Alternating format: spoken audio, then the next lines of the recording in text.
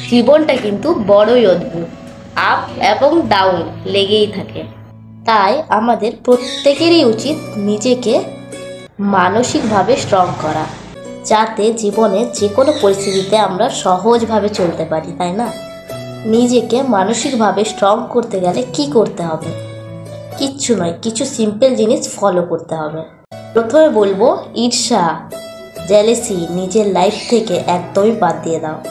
পৃথিবীতে এমন মানুষ নেই যে জেলাস হয় না, যার ঈর্ষা হয় না। যখন অন্যের ভালো হয় তখন কিছু মানুষ তো এতটাই জ্বলে যায় যে ভেতর থেকে মানুষের খারাপ চেয়ে বসে।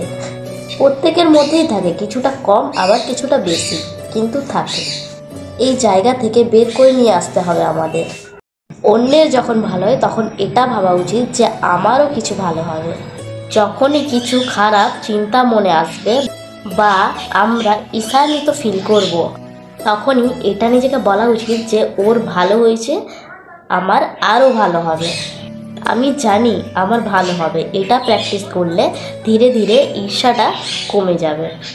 নম্বর 2, ভীষণ ইম্পর্টেন্ট, জীবনে কখনো একা হয়ে যাওয়ার ভয় পাবে না। সত্যি তো এটাই, পৃথিবীতে আমরা একা এসেছি, একা চলে যেতে হবে।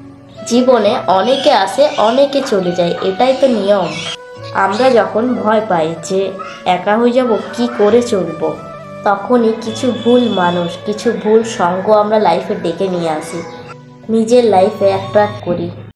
অলওয়েজ মনে রাখবেন, নিজের ভেতরের খুশিটা, ইনার পিসটা ভীষণ ইম্পর্টেন্ট।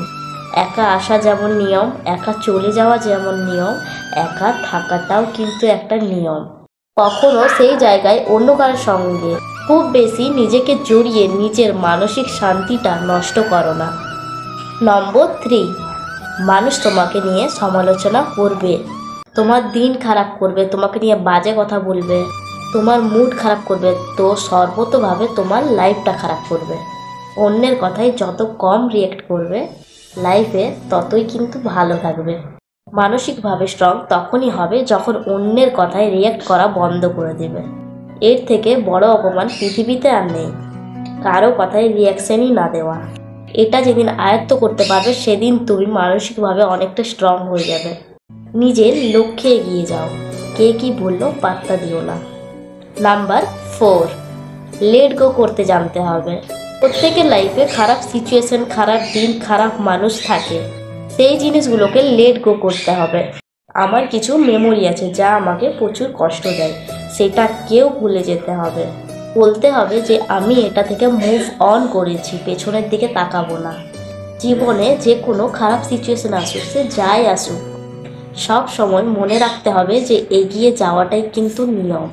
পেছন দিকে তাকিয়ে কার খারাপ হলো, কার সাথে ঠিক হলো কিনা, এইসব ভেবে দিনের পর দিন নিজের সময় নষ্ট করো না।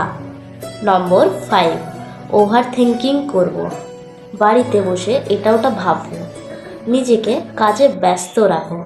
অযথা দুশ্চিন্তাকে ডেকে এনে নিজের প্রেজেন্টকে খারাপ করো না। কি হয়ে গেছে হয়ে গেছে, আগামীকাল কি হবে ভুলে যাও। প্রেজেন্টে থাকতে শেখো। আজকে যদি তুমি ভালো কাজ করো, ডেফিনেটলি তুমি একটা দুর্দান্ত রেজাল্ট পাবে, এটাই নিয়ম। যেরকম কর্ম করবে সেরকম ফলাফল পাবে, তাই না? তো আজকের ভিডিওটা এখানেই শেষ করছি। তো পরের ভিডিওটা কোন টপিক নিয়ে বানাবো তোমরা অবশ্যই কমেন্ট করো, আমি অবশ্যই সেই টপিক নিয়ে ভিডিওটা বানাবো।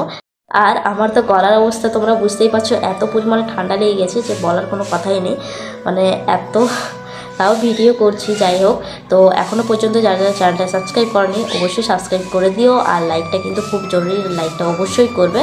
তো চলো, টাটা।